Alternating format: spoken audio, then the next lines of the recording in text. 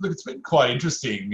One of the things that we found within RCSA amongst our members is that there has been a large-scale movement of what we might call agency workers to working from home. So we've also seen government being very much committed to maintaining these agency worker contractor roles, which has been fantastic.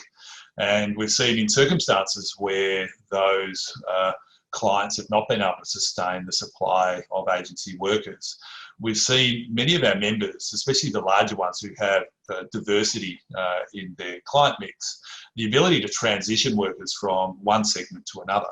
So in many ways, I'd like to challenge Nick around the idea that, and I'm not sure he's necessarily having or focusing upon agency workers when he talks about insecure workers, but many others do.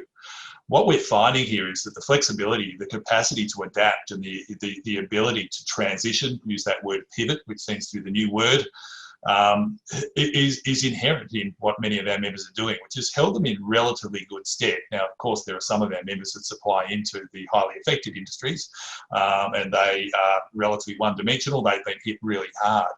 But what I would say to you is it's been staggering how many agency workers have been retained, how many agency workers are now working from home, and of course how quickly our members have been able to respond to that, both in terms of safety requirements, communication requirements and otherwise. So from my point of view, it's been a really, very much I would describe as a success story. It's not to say that our members aren't hurting in some regards, but from that point of view, I love the fact that, and look, I'm an optimist, mate, I'm always looking for good out of bad.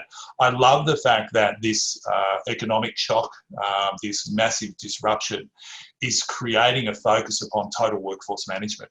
And whether we're talking about people working from home, whether we're talking about agency workers, people who are working remotely now have a face. And I think that's going to change the way in which corporates, governments and others look at that external workforce into the future.